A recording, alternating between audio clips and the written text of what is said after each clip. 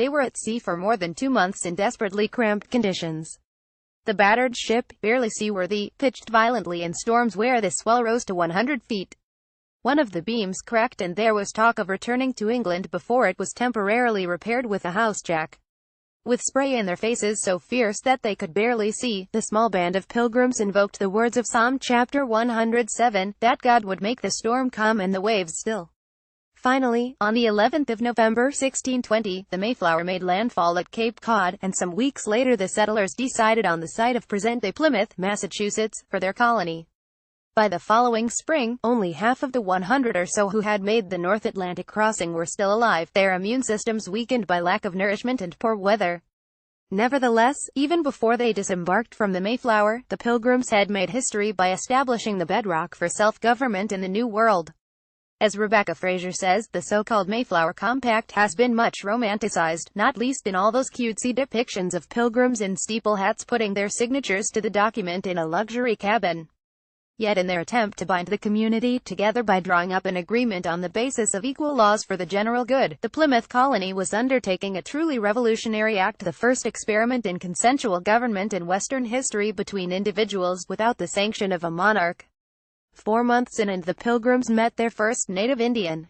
In what reads a bit like a bad TV sketch, Samoset, a minor chief of the Wampanoag tribe, naked except for a fringed belt, emerged from the forest one day and to their amazement greeted the Pilgrims with the words, "Hello English." Of course he had learned the language from passing trading ships. From this initial encounter developed an extraordinary, mutually beneficial relationship between Europeans and Indians, lasting for more than a decade.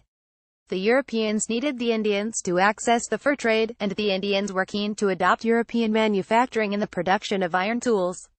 The Wampanoags cast a net of safety around the settlers to protect them from other tribes, while Edward Winslow, one of the separatist leaders, had magical powers attributed to him when he nursed the charismatic chief Massasoit and apparently saved his life. It is Winslow who provides the focus for this study of one family's flight from England on the Mayflower and their new life of religious freedom forged among the Indians in America.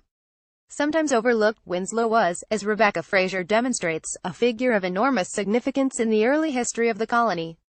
Dubbed Hercules for his strength and commitment in dealing with the multiple challenges facing not only Plymouth but New England as a whole, Winslow was a man of innate optimism and curiosity who never lost his sense of wonder at America's promised land.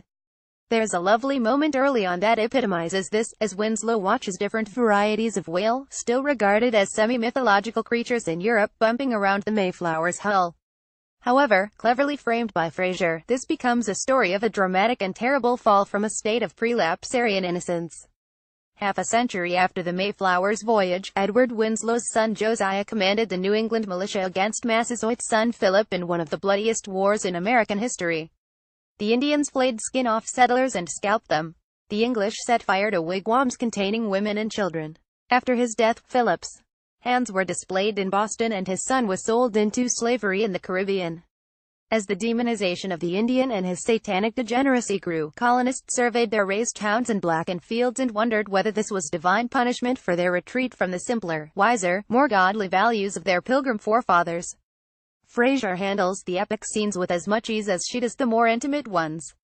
Her book has been assembled from hundreds of tiny bits of piecemeal evidence, but one is never aware of the strain of sweated labor, though a dramatis personae would have been welcome, to identify the massive cast of characters. She has threaded the important historiographical innovations seamlessly into her text, paying more attention than hitherto to the experiences of early colonial women, and drawing on the lessons of ethnohistory in her portrayal of Indian tribes. The result is a brilliant combination of synthesis and original research, arriving in good time for the celebration of the quincentenary of the Mayflower.